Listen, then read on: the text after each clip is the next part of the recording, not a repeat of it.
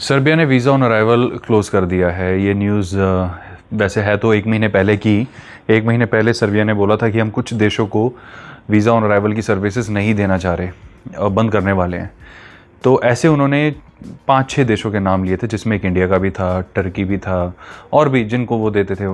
तो पिछले महीने कुछ कंट्रीज़ के तो उन्होंने बंद कर दिए, बट इंडिया को छोड़ दिया था। तो उसे ऐसा लग रहा था कि शायद इंडिया के ऊपर अभी ये इतनी जल्दी एक्शन नहीं ले रहे, बट अब एक्शन हो चुका है और इंडिया को वीज़ा फ्री लिस्ट से हटा दिया गया है। तो अब सर्बिया की वीज़ा फ्री लिस्ट में इंडिया नहीं है।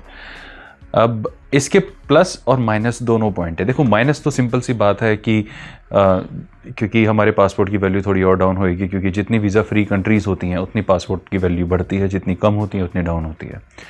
तो जहाँ पर 61 कंट्रीज़ थी अब वो 60 रह गई हैं। और एक और माइनस पॉइंट ये है कि हाँ भाई, जो पहले ट्रैवलर जा रहे थे अब उनको वीज़ा लेना पड़ेगा, पहले विदाउट वीज़ा जा सकते थे XYZ सो एंड सो। अब इसका प्लस पॉइंट ये है कि यूरोप जो इतने टाइम से परेशान था इमिग्रेशन से, वो अब काफ़ी हद तक रिलीफ महसूस कर रहा होगा, क्योंकि इंडिया से भी एक बहुत बड़ा अनफॉर्चुनेटली इलीगल माइग्रेशन वहाँ पे जा रहा था हर साल। तो वो अब 1 जनवरी के बाद से नहीं जा पाएगा। अब इसका पॉजिटिव इम्पैक्ट ये भी हो सकता है कि देखिए, जब भी क्या होता है कि किसी भी कंट्री के जितने ज़्यादा डिफ़ॉल्टर्स होते हैं, वीज़ा पॉलिसी उस कंट्री को लेके और ज़्यादा सख्त कर दी जाती है। ये बात आपने भी नोटिस करी होगी, कोरोना से पहले शेंगन एरिया खास तौर से वो वीज़ा इतना मुश्किल नहीं होता था इंडियन सिटीजन्स के लिए। यूजुअली फर्स्ट नहीं तो सेकंड अटेम्प्ट में लोगों को मिल जाता था, एक आधा रिफ्यूज़ल हो भी जाता था, बट सेकंड या थर्ड अटेम्प्ट में आराम से मिल जाता था। बट अभी सिनेरियो ऐसा है कि वीज़ा मिल रहे हैं, बिल्कुल मिल रहे हैं, ऐसी बात नहीं है, लेकिन मिल रहे हैं तो अच्छी प्रोफाइल्स को मिल रहे हैं। अच्छी प्रोफाइल्स कैसी, जो इस चैनल के थ्रू हम आपको बताते रहते हैं कि ऐसी प्रोफाइल्स को वीज़ा मिल रहे हैं, ऐसी मिल रहे हैं, इस तरीके से अपनी प्रोफाइल बनाइए, आपको वीज़ा मिल जाएगा XYZ। और किसी भी ऐसी प्रोफाइल पे जिस पे संदेह होता है, उनको डाउट होता है किसी भी तरीके से, वो उसको डिनाई कर देते हैं। जो मेन मुद्दा होता है उसी के ऊपर ही तो बातें होती हैं। छोटे मुद्दे भी होते हैं, बट मेन मुद्दे के ऊपर पहले बातें होती है। तो वहाँ पर अब ये मेन मुद्दा जो था, जिसमें इंडिया का भी बार बार नाम आ रहा था कि माइग्रेशन माइग्रेशन माइग्रेशन, इसको लेके बार बार नाम आ रहा था, तो अब वो कंट्रोल हो जाएगा। ओके, यही पॉजिटिव डेवलपमेंट आज से 2 साल पहले आपने इसी चैनल पे सुनी होगी, जब हमने बताया था कि कैसे ब्रेक्सिट इंडिया के लिए एक अच्छी न्यूज़ हो सकती है।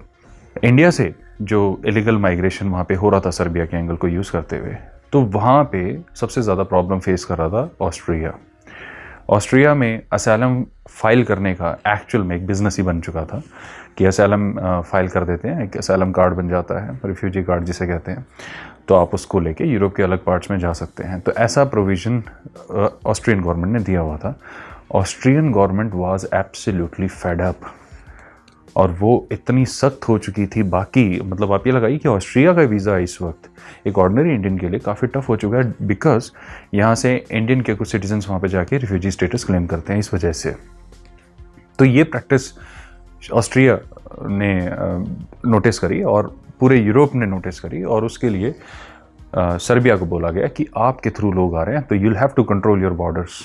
बहुत सख्ती से उनके ऊपर एक्शन लिया गया। इसी वजह से ही रोमानिया और बुल्गारिया को शेंगन में एंट्री नहीं मिली, क्योंकि उनके बॉर्डर में भी इस तरीके का करप्शन नोटिस किया गया है। क्रोएशिया को शेंगन में एंट्री मिल गई और 1 तारीख से क्रोएशिया जो है वो शेंगन का स्टेट हो जाएगा, और 1 तारीख से ही इंडिया जो है वीज़ा फ्री एक्सेस से हट जाएगा। यानी अब आपको सर्बिया जाने के लिए एक वीज़ा पहले से लेना पड़ेगा। तो जब इलीगल इमिग्रेशन कम होएगा, कंट्रोल होएगा, कम से कम इंडियन सिटीजन्स रिफ्यूजी और असाइलम फाइल करेंगे, तब नेचुरली उन कंट्रीज़ में इंडिया का जिक्र कम हो जाएगा।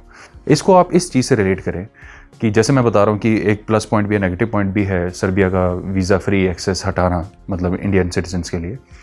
जैसे अगर आप हमारे पुराने दर्शक हैं तो 2 साल पहले जब ब्रेक्सिट हुआ था, मतलब उस टाइम हमने वीडियो जो अपलोड की थी उसमें बताया था ब्रेक्सिट कैसे इंडियन टूरिस्ट के लिए एक अच्छी न्यूज़ है।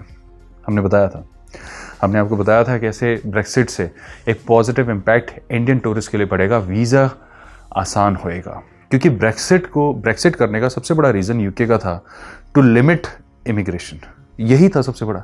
ट्रेड वगैरह ये तो ठीक है, दिखाए जाते हैं, आई वॉशेस हैं, ये दिखाए जाते हैं कि हाँ जी हमारा ये रीज़न है, हम ट्रेड में नहीं बात बन रही है, फ्री ट्रेड एग्रीमेंट नहीं बन रहा है, फलाना धमकाना। बट मेन रीज़न था इमिग्रेशन को कंट्रोल करना, कि यूरोपियन यूनियन का हिस्सा होने की वजह से उनको यूरोपियन यूनियन के सारे रूल्स और प्रिंसिपल्स को फॉलो करना पड़ता था इमिग्रेशन में, जिसकी वजह से वहाँ पे इलीगल इमिग्रेशन बहुत स्पीड से बढ़ रहा था। ब्रेक्सिट की वजह से उन्होंने इस इमिग्रेशन को ना सिर्फ कंटेन किया बल्कि इनफैक्ट काफ़ी सारे लोगों की सिटीजनशिप प्रोसेस को स्क्रैप कर दिया बीच में। अब वहाँ पे आप ये समझ लीजिए सिटीजनशिप मिलना एक टूरिस्ट वीज़ा पे नेक्स्ट टू इम्पॉसिबल है। तो ये हमने आपको बताया था किस तरीके से गुड न्यूज़ है, इससे आसान होंगे वीज़ा। और यूके के आपने नोटिस किए होंगे इंडियन सिटीजन्स के लिए एक्चुअल में काफ़ी आसान हुए भी हैं। रिफ्यूज़ल आई एग्री हो रहे हैं but approval rate is quite good. Similarly अब शेंगन का, जैसे कि आप इस सर्बिया वाला एक छोटा सा एपिसोड है, मैं आपको बताना चाहता हूँ आने वाले कुछ टाइम में, मतलब आप तकरीबन 6 महीने कम से कम इस दीजिएगा, 6 महीने के बाद जब आप नोटिस करेंगे कि शेंगन वीज़ा अगर और कोई प्रॉब्लम नहीं आती और कोई सिनेरियो नहीं होता, चीज़ें नॉर्मल रहती हैं, तो वीज़ा आसान होएंगे। 6 महीने के बाद आपको एक नोटिस होएगा ये चीज़, क्योंकि बार बार डिफ़ॉल्टर्स इंडिया की तरफ से कम होते चले जाएंगे, बहुत कम होते चले जाएंगे। देखिए जब कोई वीज़ा कन्वर्ट कराता है ना, वो इतना बड़ा डिफ़ॉल्ट नहीं है, क्योंकि जब वो वीज़ा कन्वर्ट कराता है वो टैक्स भी पे करता है, फीस भी देता है, हर महीने टैक्स देता है। एक सिटीजनशिप के लिए अप्लाई करता है वो कि भाई मैं टैक्स पेइंग सिटीजन बनना चाहता हूँ, मैं कोई रिबेट नहीं लूँगा। लेकिन जब कोई रिफ्यूजी स्टेटस या असाइलम फाइल करता है तो उसमें तो उसको रिबेट मिलती है हर चीज़ में, इनफैक्ट सरकार का ही पैसा लगता है उसको सेटल करवाने में। तो सरकारें ये चीज़ डिसलाइक करती हैं कि कोई रिफ्यूजी बने असाइलम फाइल करे, हर कोई डिसलाइक करता है। तो इसी वजह से अब आप नोटिस करेंगे कि जब ये नंबर घटेंगे इंडिया की तरफ से तो थोड़ा सा इम्प्रूवमेंट आएगा और वीज़ा पॉलिसीज़ में रिलैक्सेशन भी आ सकती हैं। तो अभी के लिए सर्बिया के लिए तो यही न्यूज़ है।